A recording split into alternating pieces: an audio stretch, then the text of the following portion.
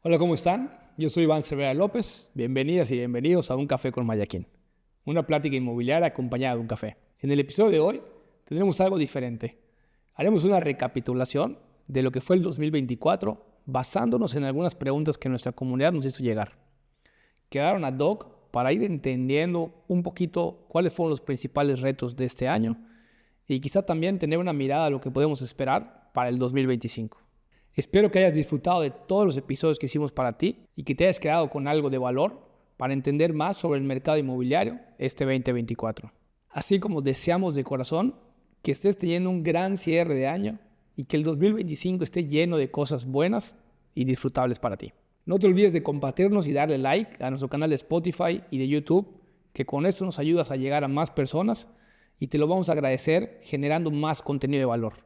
Este nuevo año implementaremos más contenido, nuevos formatos y seguiremos invitando a las y los protagonistas del sector inmobiliario Yucatán a platicar con nosotros para que puedas entender más sobre él. Te dejo con el episodio.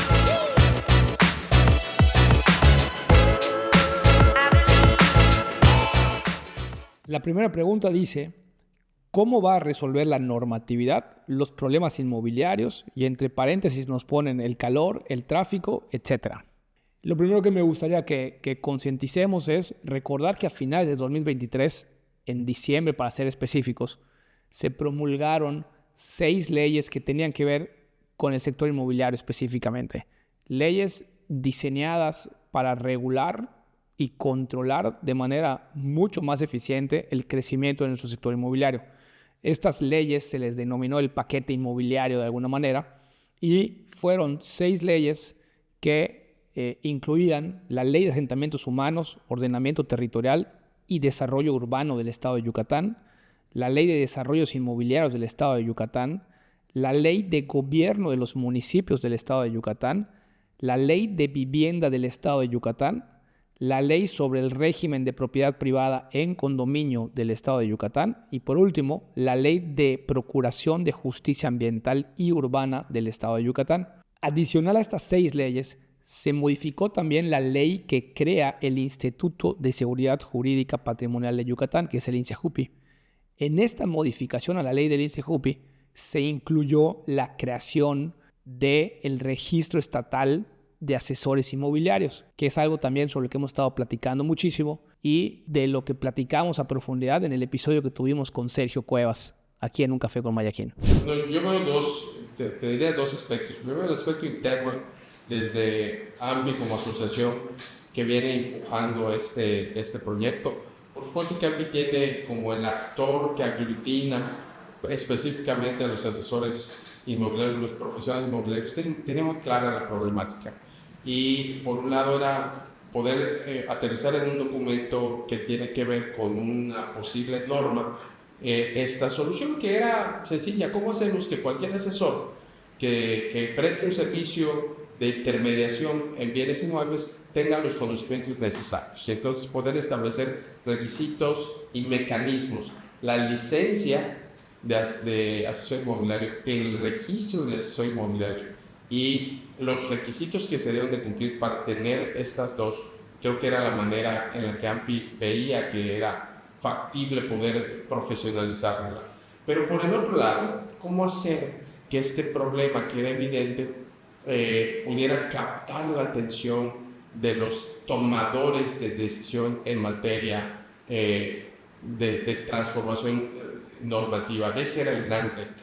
Y fue la parte que me tocó desde la asociación ver y recordarás que decíamos: oye, hay que tener una reunión con el secretario de Fomento Económico Ernesto, Ernesto Herrera, que nos recibió, nos escuchó, fue muy receptivo a la problemática, pero también hay que tener una reunión con el consejero jurídico, que también nos escucharon, la secretaria de gobierno, diferentes diputados, y entonces estar tocando las puertas para llamar la atención de los tomadores de decisiones era un reto y se hizo. Pero creo que lo que logró hacer el clic es que el sector inmobiliario tiene muchos retos.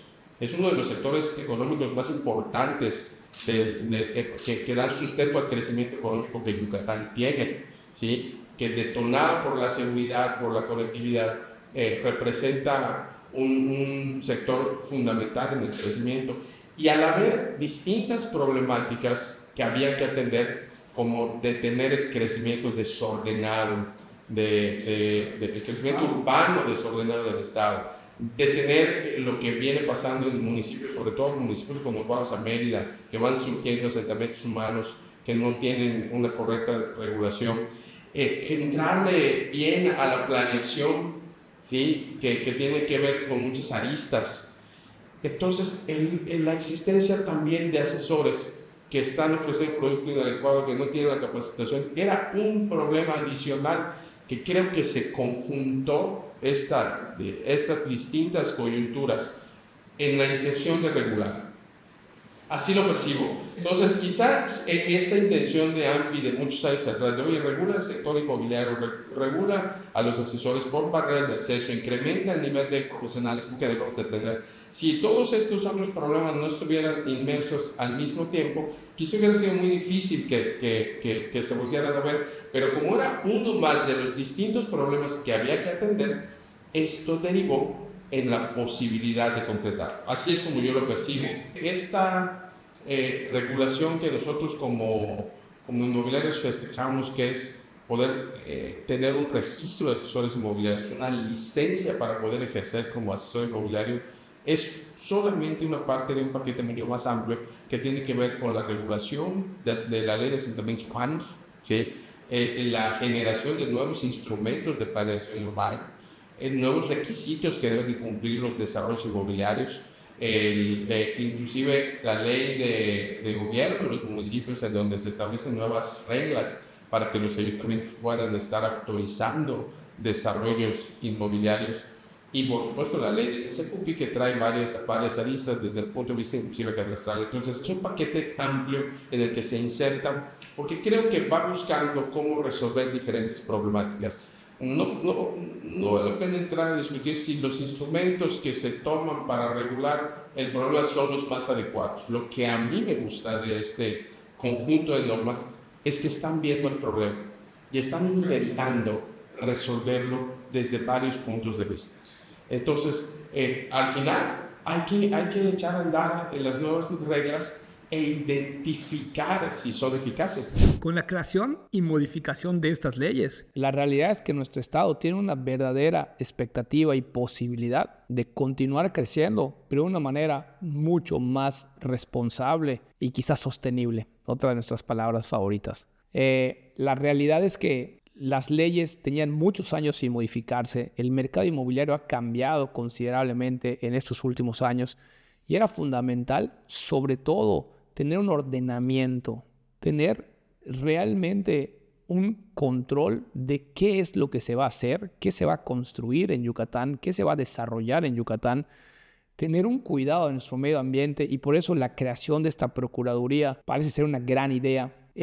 En gran parte de estas leyes tenemos todavía la expectativa de cómo van a funcionar los reglamentos. Recordemos que también se nos atravesó un cambio de gobierno y parte de la implicación del nuevo gobierno es revisar estas leyes y asegurarse que funcionen bien y que su creación e implementación sea eficiente para que nuestro sector inmobiliario siga creciendo, pero que lo haga de manera ordenada. De nuevo, tenemos que entender, y es parte del discurso que hemos buscado empujar, que si bien crecer es necesario y es inevitable, es fundamental que lo hagamos con miras a largo plazo, que lo hagamos de manera sostenible, que lo hagamos mirando todas las aristas que juegan en estas decisiones, la parte, por supuesto, de la calidad de vida, la parte de los habitantes que hoy vivimos en Mérida, que hoy vivimos en Yucatán, y la parte también de la gente que busca venir a hacer negocio, que busca venir a vivir, que busca venir a adaptar nuestras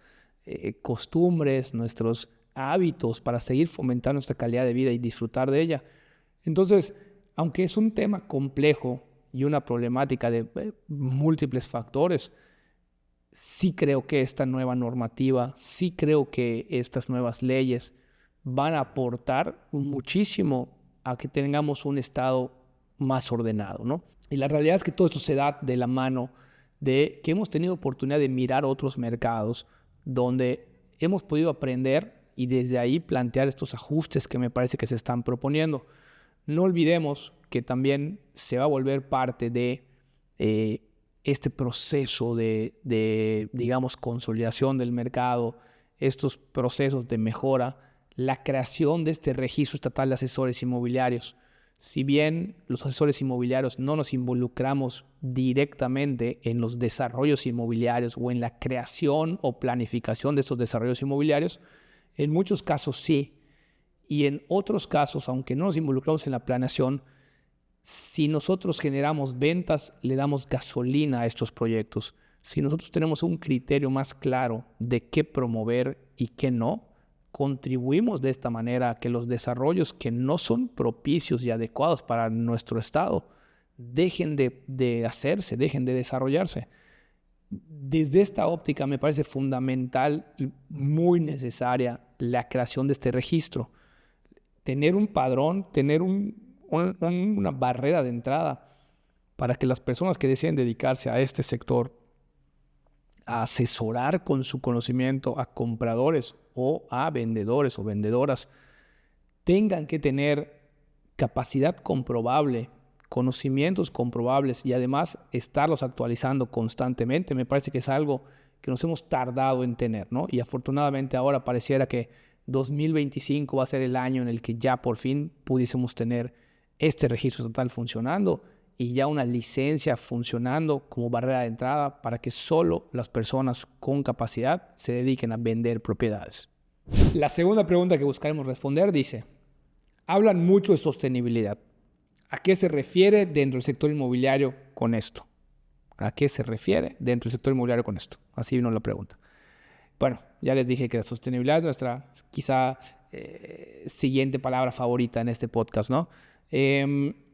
Me gustaría plantear que con esta mirada al sector inmobiliario yo veo la sostenibilidad de dos maneras. Por un lado, la sostenibilidad tiene que ver con establecer procesos adecuados, tener estructuras robustas que permitan la operación dentro del sector inmobiliario independientemente de los giros de negocio que se puedan tener.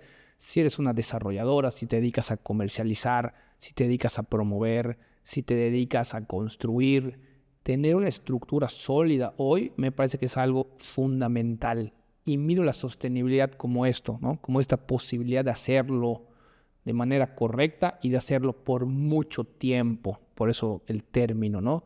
Para esto hay que diseñar, procesos, hay que tener indicadores específicos que tenemos que estar midiendo para poder aspirar a tener esta mejora continua, para poder aspirar a ir mejorando de la mano de la retroalimentación, de la mirada hacia el pasado y pasado corto plazo probablemente, para poder afrontar estos retos que constantemente van de la mano del sector inmobiliario o de un proyecto inmobiliario específicamente, ¿no?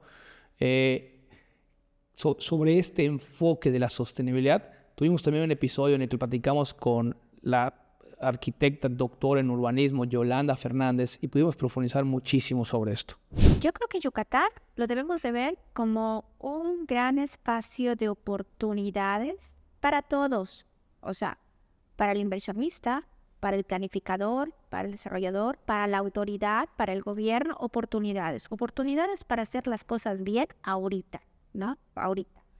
Fíjate, de los 106 municipios, ahorita hay cifras que van cambiando, pero podemos pensar que a lo mejor ni el 15% cuentan con programas de desarrollo urbano, ¿ok? Esto ahorita se está viendo como un área de oportunidad y sí hay un interés por el gobierno federal de que todos esos municipios, si no es que todos, pero la mayoría, cuenten con esos instrumentos de planificación. Porque si no, tú te encuentras de que solamente 2 personas están decidiendo sobre el territorio sin tener el instrumento adecuado, ¿no?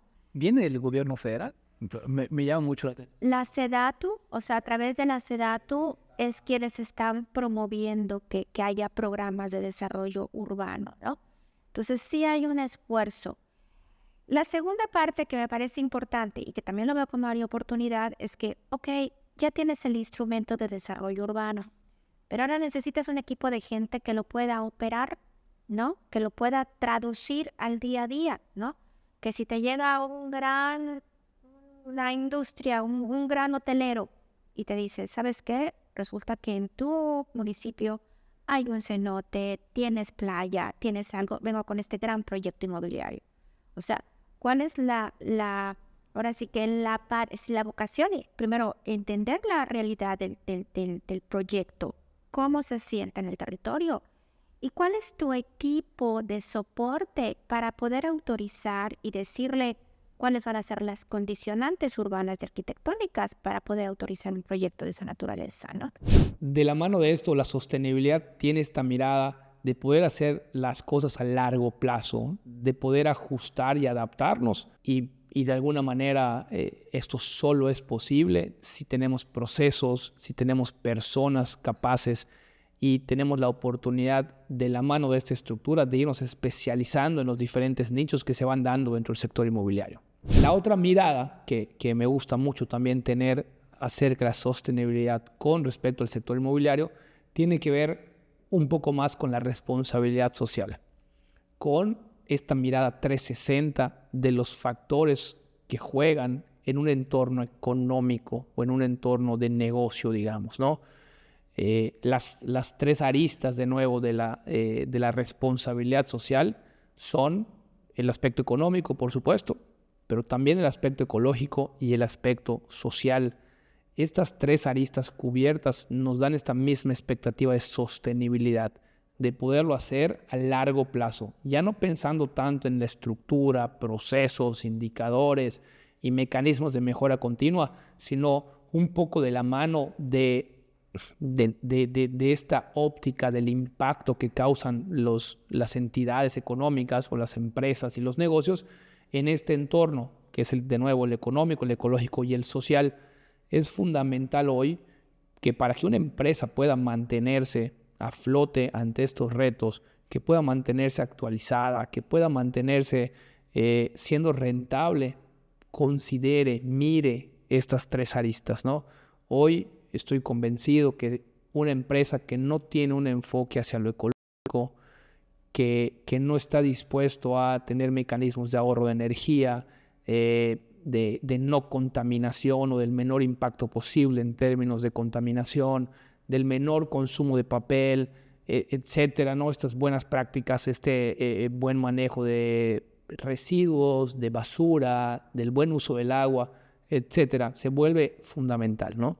Y la otra es entender el impacto social que se tiene desde una empresa en la que, por un lado, pues una empresa está formada por personas, ¿no? Y cada una de estas personas forman parte de una sociedad, contribuyen a esta sociedad, pero también padecen los problemas de una sociedad, ¿no? Y desafortunadamente no somos la excepción.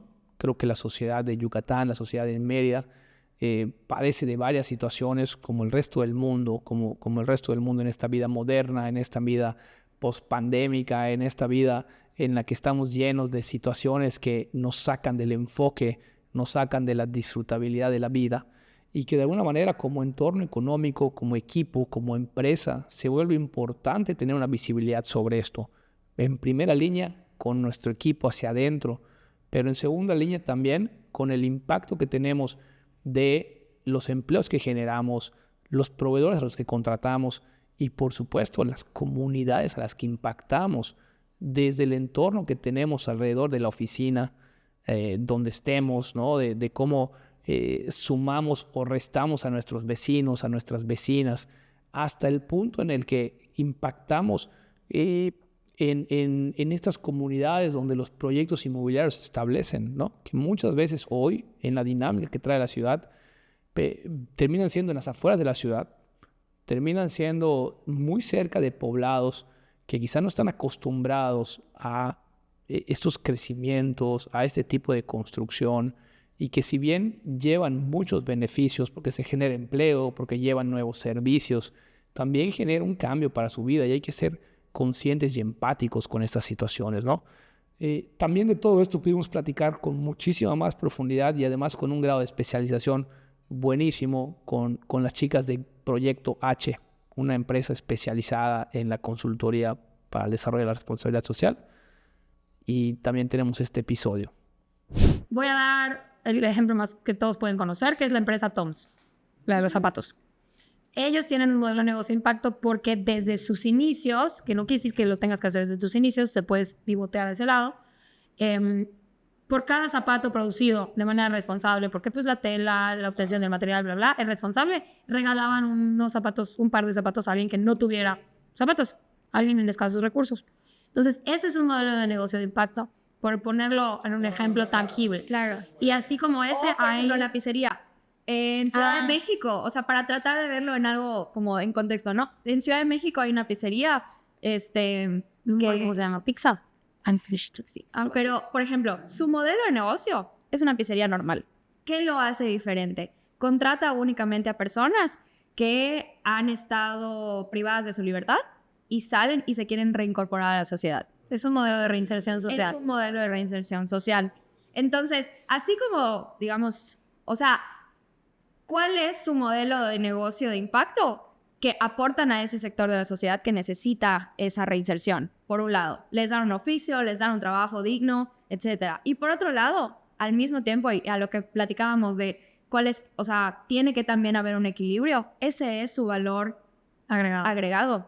O sea, yo si voy a Ciudad de México y voy a comprar una pizza, voy a buscar esa pizza porque yo quiero comprarle a ellos.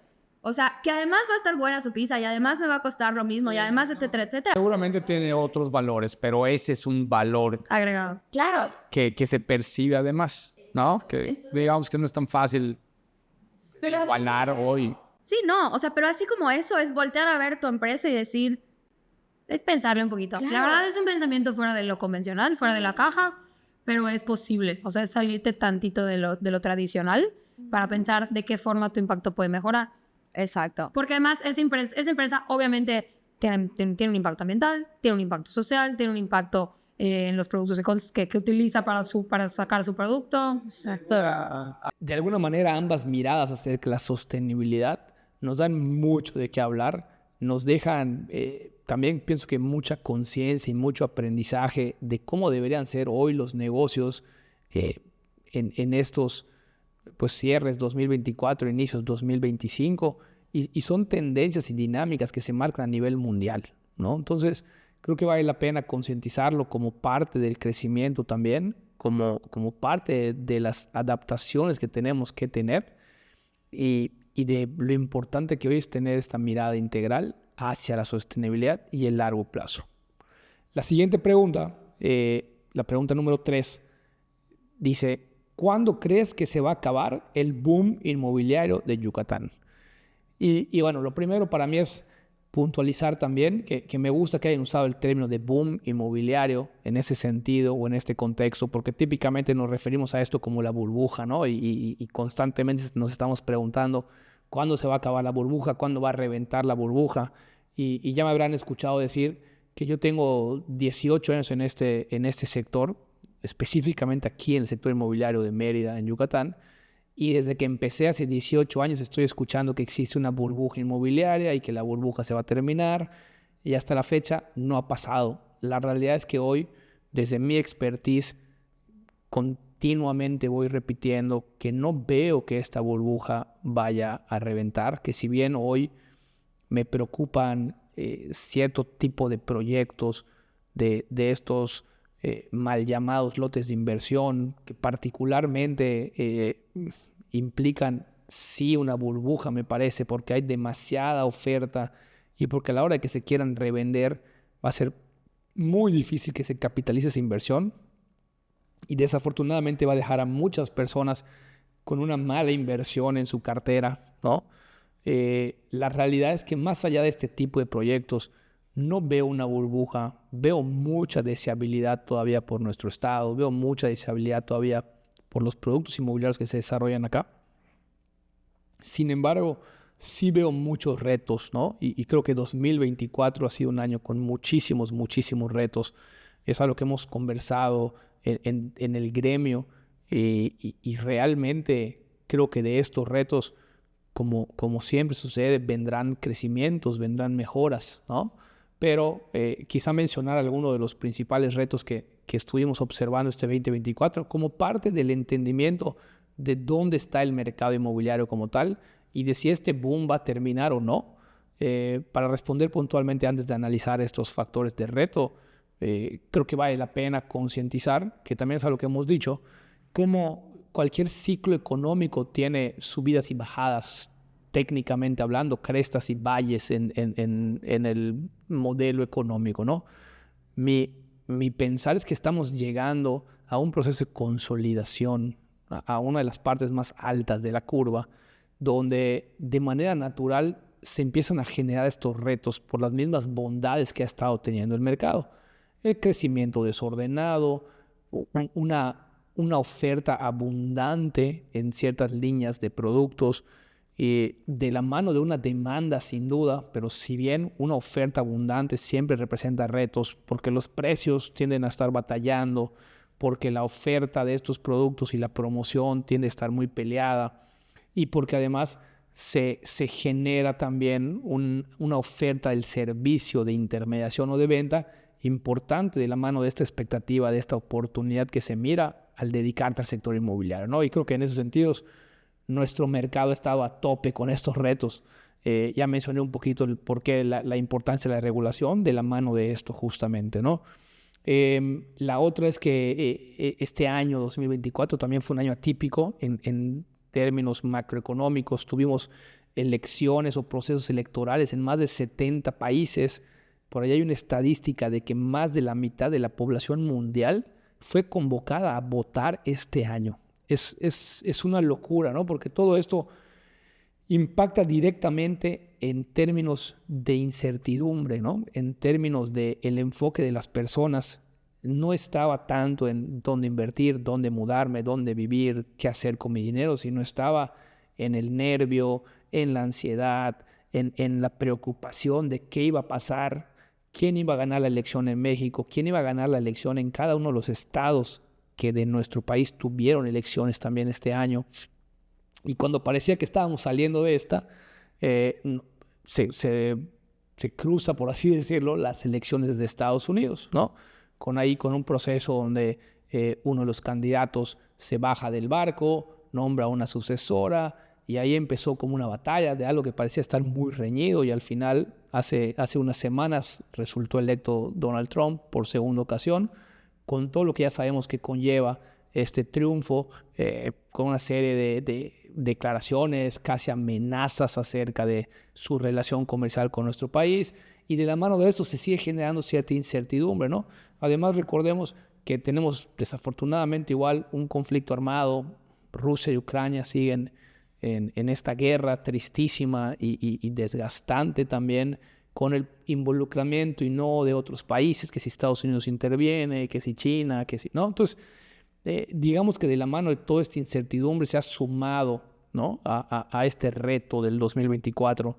Y no sé si por allá venía la pregunta de cuándo se va a acabar el boom inmobiliario, como si pudiéramos estar hablando de este final, de esta bonanza de nuestro mercado. Y para mí, de nuevo, ¿no? De alguna forma creo que más que el final del boom, estamos llegando a un pico de consolidación donde pues todas las personas que se han venido involucrando han ido consolidando este sector, y de la mano de eso tendremos un comportamiento diferente, aunque me parece que igualmente positivo, ¿no? De hecho, varios de estos temas lo tocamos en el episodio con Raúl Fierros. Con Raúl pudimos platicar un poquito de cómo es su experiencia un poco inmobiliaria, pero a nivel nacional, ya que ha tenido la oportunidad de vivir en varias partes del país, incluso en otras partes del mundo. Platicamos del futurismo y de cómo todos estos factores tienden a darse en los sectores inmobiliarios, y la importancia de poder ir actualizando e implementando estrategias que vayan de la mano de estas demandas. Creo que el futurismo es muchas veces interpretado como algo muy lejano. Sin embargo, mañana es el futuro, ¿no? Claro. La semana que entra es el futuro. Entonces, es un poquito anticiparnos a eso, o simplemente abrir los ojos y darnos cuenta de que muchas cosas que pensábamos que iban a estar en el futuro ya están sucediendo hoy. Por ejemplo, la inteligencia artificial, la era espacial. Estamos viviendo, hace poquito acaban de cachar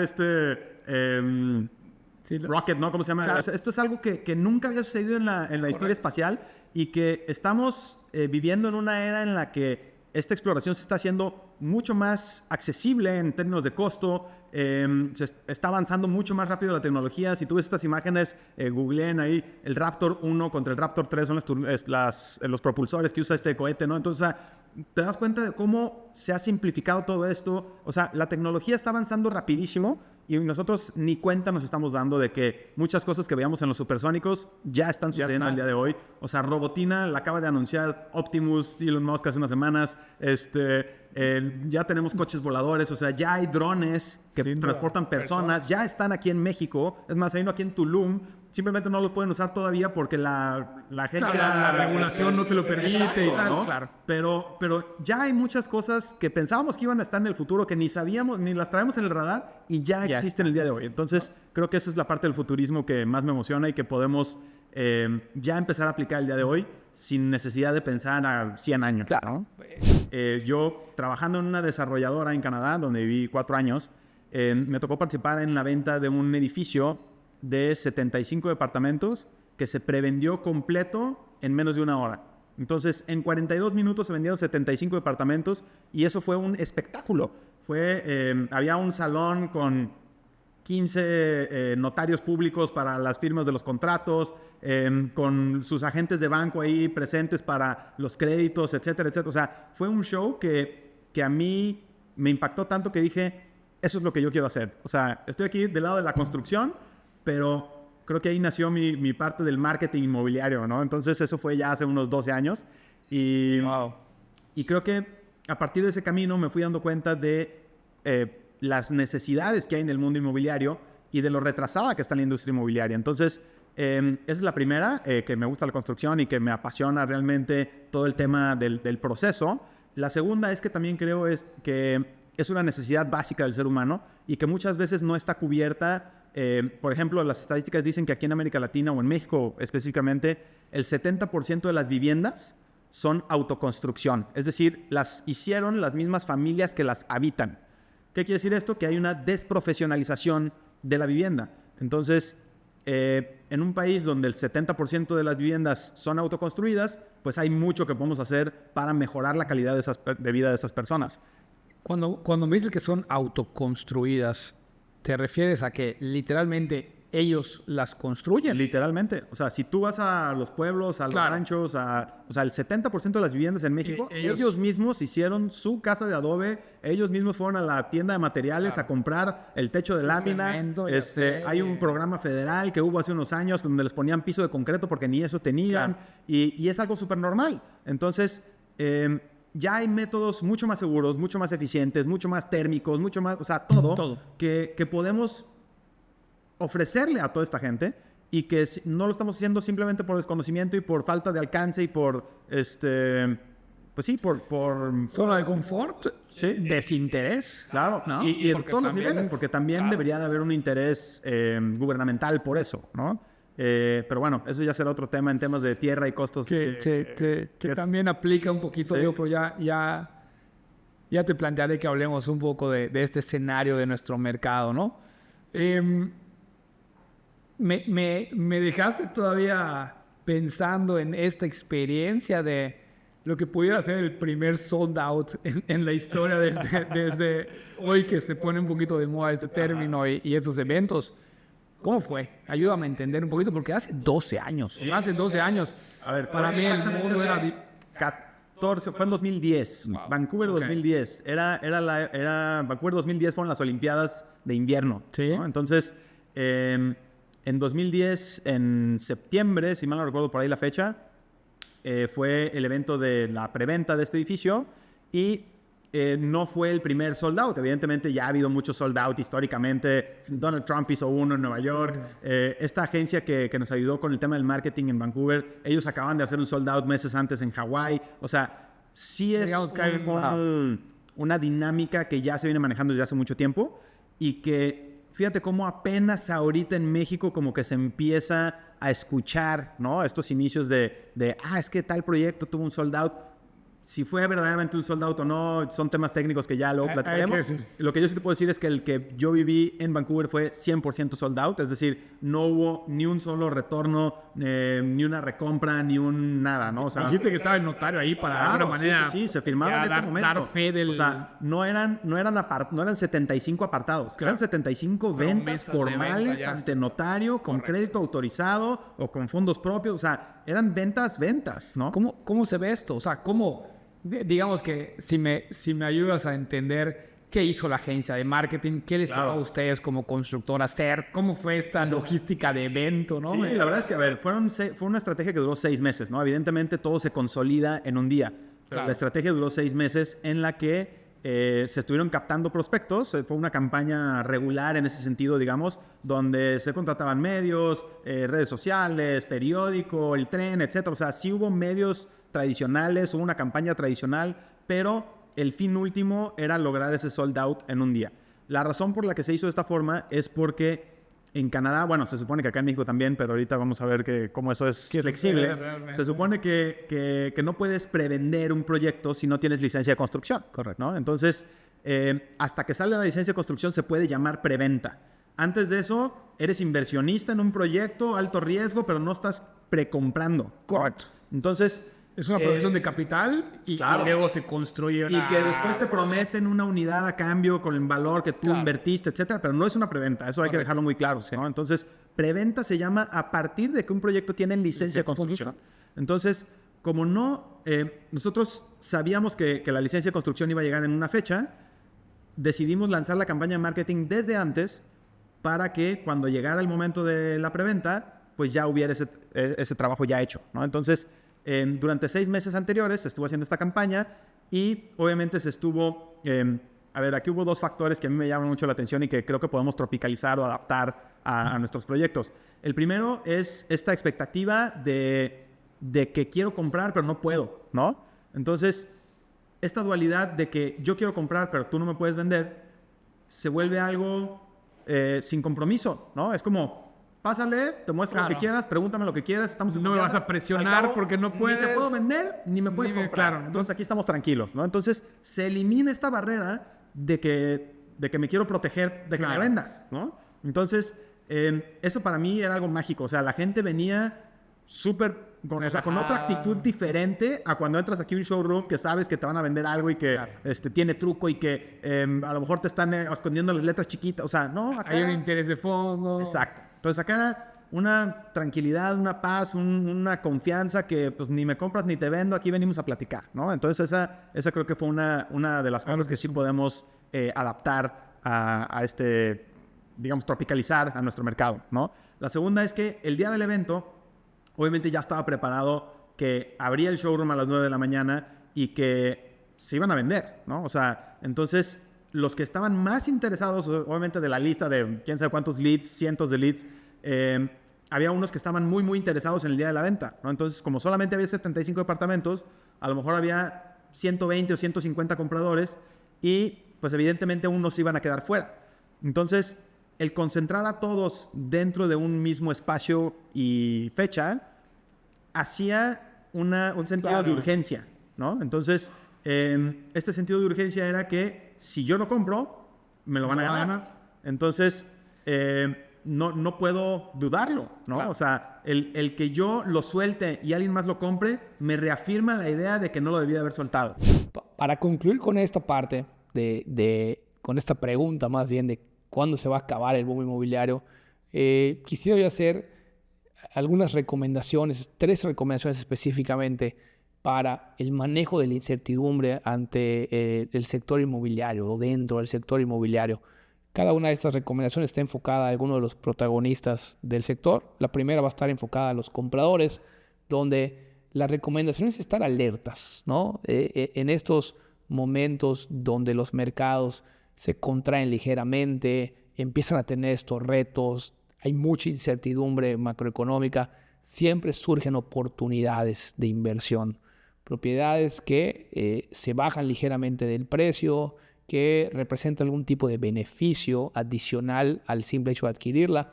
Y la recomendación es estar alerta a esto, también buscar propiedades y proyectos con total certeza jurídica, que no se arriesguen, que hoy no hay necesidad de correr riesgos innecesarios, porque de la mano de esta consolidación está esta bondad de tener productos mucho, mucho más certeros, ¿no? Y por último, y como siempre, busquen acercarse a algún asesor inmobiliario, busquen que ese asesor o asesora inmobiliaria, ¿por qué no?, tenga todas las credenciales y todas las capacidades necesarias, por lo menos hoy una certificación, pero quizá que eventualmente, si nos escuchan en Yucatán, tenga la licencia inmobiliaria, pertenezca a este registro estatal, que también existe, hay que decirlo, en por lo menos 22 estados de nuestro país. La siguiente recomendación es para los desarrolladores que de alguna manera se enfoquen a desarrollar productos de alto valor, que no dejen de fortalecer sus sistemas de costeo, porque si bien el alto valor agregado, la distinción que puede tener cada proyecto, tendría que estar de la mano de un sistema de costeo eficiente para ofrecer al público un precio altamente rentable, pero también altamente valorado en términos cualitativos, ¿no?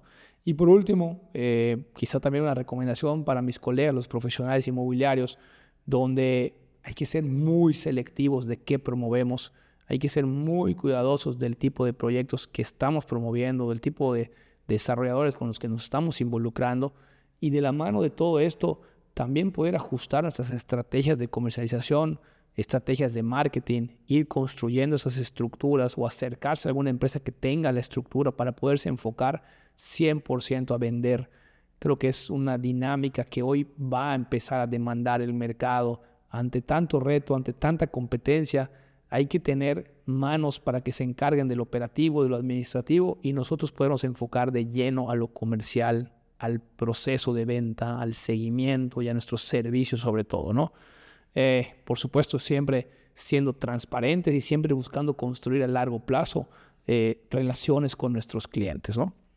Y por último, la última pregunta tiene que ver con cuáles son mis expectativas para el sector inmobiliario en el 2025 y buscaré responder de esta manera, hablando a título personal, por supuesto. Por un lado, me parece que viene un filtrado natural, ¿no?, de la mano a esta consolidación, de la mano quizá de todo lo que ya estuvimos platicando. Me parece que se está ya dando, que quizá este segundo semestre del 2024 empezamos a ver cómo ciertas personas, ciertos actores que construían, que vendían propiedades, hoy ya no se están dedicando a esto porque ya no es un negocio tan rentable, por lo menos no tan simple, no tan fácil de conseguir el objetivo, ¿no? Y al no estar de lleno en esto, se han ido saliendo poco a poco. Me parece que eso es algo que vamos a ver de manera mucho más intensiva en el 2025.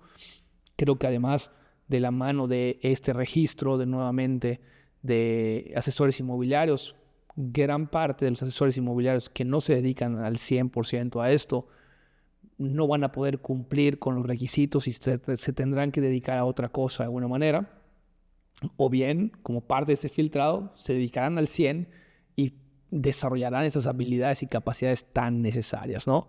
Creo que de la mano de esto también están los desarrolladores que al no poderse financiar tan fácil porque las preventas cada vez se vuelven más competidas, más complicadas de obtener, el reto de capitalizar su proyecto o financiarlo se vuelve un poquito más complicado, ¿no? Un crédito puente, algún inversionista con capital privado, tiene un tipo de exigencia también, requiere tanto información como evidencias de una estructura nuevamente, de procesos claros, de fortalezas a la hora de desarrollar, y todo esto genera nuevamente esta depuración de parte de las personas que se estuvieron dedicando a esto, ¿no? Tanto constructores, desarrolladores, como inmobiliarios y vendedores de propiedades típicamente, ¿no?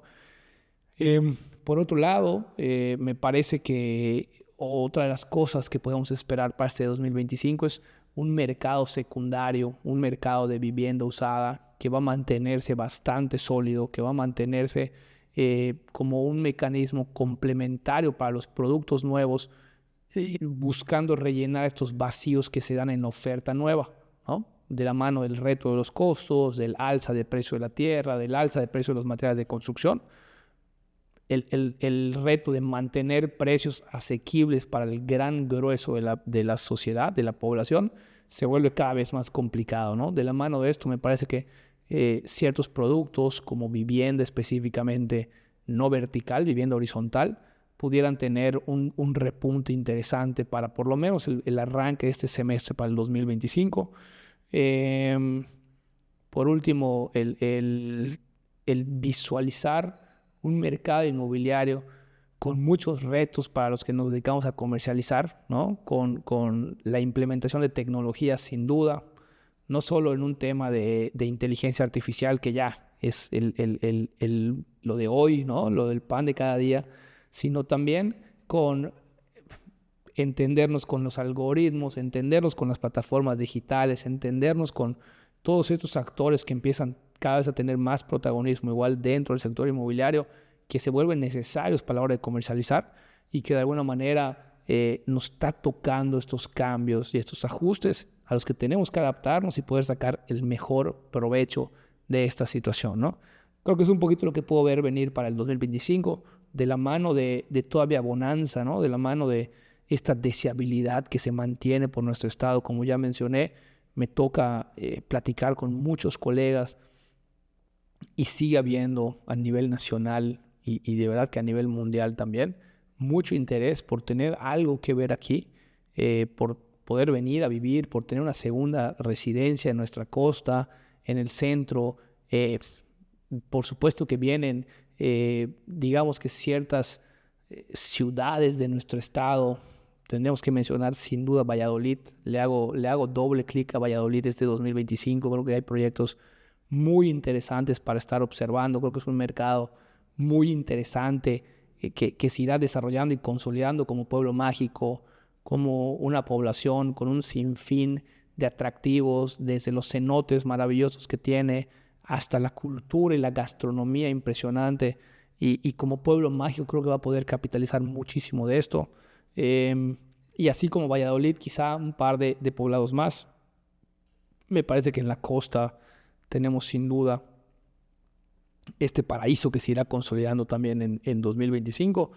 Y en general ciertas zonas de nuestra ciudad capital, de Mérida, como zonas habitacionales para seguir disfrutando esta calidad de vida.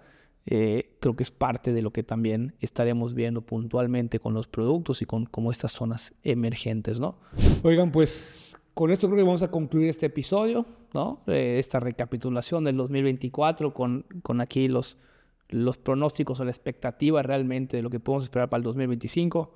Nuevamente desear, esperar que estén teniendo un gran cierre, que el 2024 termine de la mejor manera posible, que disfruten mucho, que celebren mucho, que analicen mucho su año, que planeen mucho lo que viene, que detallen, que detonen estos indicadores para saber dónde tienen que ajustar y que en el 2025 sigamos en sintonía, que nos sigan regalando un poquitito de su atención, que nos ayuden a llegar a más personas y que sea un gran año de verdad para todas y todos ustedes. Hasta luego.